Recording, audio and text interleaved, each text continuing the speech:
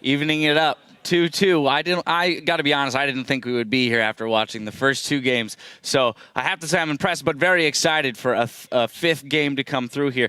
Atlas touched on it really quickly, the Orianna. But I actually want to talk about the person playing Orianna this time because we gave Link some flack in the first couple games for mistakes he was making. He looks so much more comfortable on this Orianna pick. I think Link is just known for Ori. Like, I don't even think Ori is his best champion, or he didn't begin with Ori being his best champion because he used to be playing a lot of other things in solo queue, like he'd spam like Nidalee, like Ezreal, stuff like that. And Ori was something that he had picked up and learned throughout the years of being on CLG because it's the perfect CLG champion. It is a very support tower like mid laner that has like utility and provides CC and can pretty much split even against any laner in the game. And so I feel like his Ori throughout the years is his most comfortable champion, even though it may not be his best starting. It may be his best now. I definitely think that it showed, especially last game. Like that flank play just won them the game. But even though they were kind of already going there, it didn't win them the game. And then in the support role, especially, we saw that Janna picked up. We don't see that very often. So talk to me a little bit about why that was picked into a Braum of all things, because a lot of times there are other picks left open that we would have seen prior to a Janna in any other match. I was a bit surprised by the Janna pick, but Janna is a strong pick against Braum, especially because just all her spells just don't really get negated too much by Braum, and her ult is really strong too. Janna is a strong champion, but obviously there are some supports that you don't want to pick her into, but Braum is one of those that do really well, or that Janna does really well against. And Afro played it really, really well. He went for the Magi's build that a lot of people have been using, and he had made some pretty good plays, and they were just dominating the bot lane, which is the biggest key to that pick. So they did dominate the bot lane. I am going to set up a little scene here, so everybody stick with me for just a moment. Earlier, at the very beginning of the game, we saw Curse Academy attempt an invade and then get distracted by Doublelift being in the river. They ended up blowing the flash. Now, most people would think, oh, they got a flash. This is fabulous. Scarra, you had a pretty good explanation as to why it wasn't going to turn into anything through the beginning parts of the game. If you could just explain for that, I think it's a pretty interesting scenario. I think it was really necessary to get the buff there because the buff was more important than harassing Doublelift. Doublelift was a distraction, and they actually fell for the bait. Because what happens is you already know Elise started on red side, so she's ending on if it was normal, she'd end on her blue. And so if you take her blue, you force her to either react and take your blue and cut her off from the bot side of the map so you control the bot jungle, or you just rebuff her. And either way is more beneficial to you. And if you don't take blue buff and you're still forced to go bottom, Saint can't go bottom because he ends his route top lane. He'd have to end at blue and then go back bottom. So blowing the flash didn't necessarily lose them anything in the lane. Like, they would have to play aggressive to make the flash matter, and they couldn't play aggro with a jungler ending bot anyways. Right, so Elise was going to end up down there. They had to be concerned that she would walk into lane for counter play, whereas the Kha'Zix was up top lane. So a little, it's very interesting when you break the game down into those nuances where that can actually make a huge difference in the game. I do want to jump 14 minutes into the game for a replay here. Pretty spectacular Janna play by Afro. We're going to pull it up in Scar. I'm going to let you take this one. Okay, the number one thing I dislike about Janna players is that they don't, typically a lot of Janna players aren't aggressive. Like, this champion has a lot of playmaking ability, but it's very easy for you to just take a step back and just kite backwards. Here, Afro sees a possible play, and he just goes in for it. Really, really good setup to start the teamfight for him. And he gets the team fight started for his team. And that's like the very, very important thing.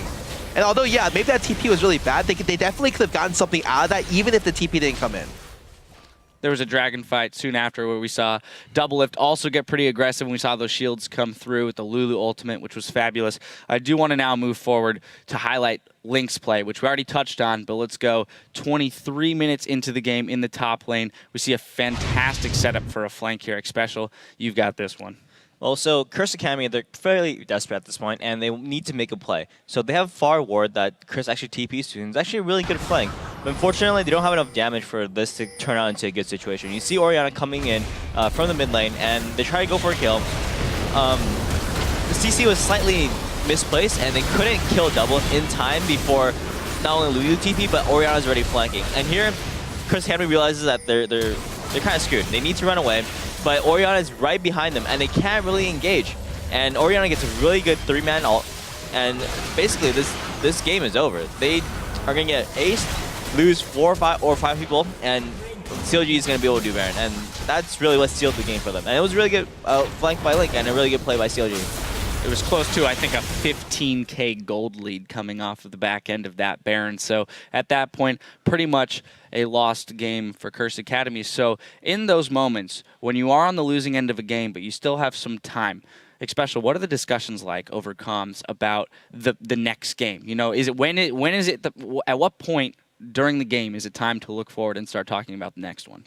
It depends on the team. I think for a lot of teams, they want to be able to say they think their 10k, 15k go down. They're probably going to be like, all right, guys, let's try to focus on next game, figure out picks and bans, and just do it even during the game. You're probably not going to win this current game, so focus on the next game. And that's the stuff that you kind of need to do if your mindset is to win the series and not to just try to stall out the game. And I hope Curse Academy, they have a plan now, and they should be able to execute it. And really, I think they need to focus on their bot lane. They're having troubles down there, and they need to be able to at least get to lane on time. In the last game, they got to lane late. Even though they blew double his flash, they weren't able to get a push going, and they were just constantly harassed and constantly forced back. And you don't want to have that happen again. All right, assuming both teams do come in with a game plan and execute it, which of these teams do you think is moving to the LCS? Is CLG sticking around, or is Curse Academy getting promoted? I think CLG is sticking around, and I said CLG at the start of the program, but it's more important because throughout the series, the main thing that I've learned is that, like obviously CLG's bot lane is their strong point. Like Curse Academy's bot lane just can't match up, and typically when this happens, you dodge the bot lane, you 1v2. But CLG has shown that on every 1v2, they've come out way on top. So Curse, like it's no longer possible for them to 1v2. And they can't 2v2 successfully either. So you have to find a different way to pull it out. And in the 4 games, I haven't seen a way for them to do it. Like I've seen CLG like not execute team fights, like them losing team fights, but in terms of like early game strategy and getting into the mid game, and every single game I've pretty much seen CLG getting ahead.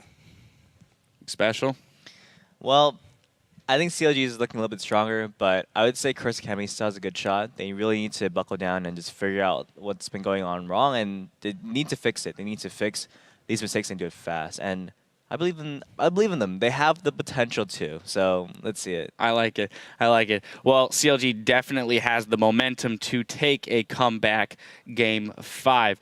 And Game 5 is coming up soon, where both teams' hopes for the next season are just 1 win away. So don't miss it. We'll be back soon.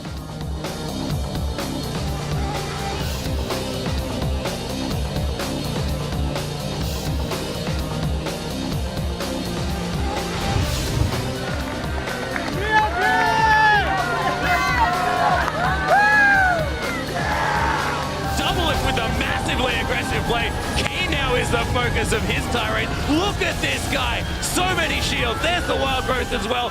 They've wasted everything on double lift. He's still on half health. CLG's here. Link's on the other side. 3 more. Shockwave. The dissonance destroying the AD carry. And now anything could happen. Double lift wants more kills.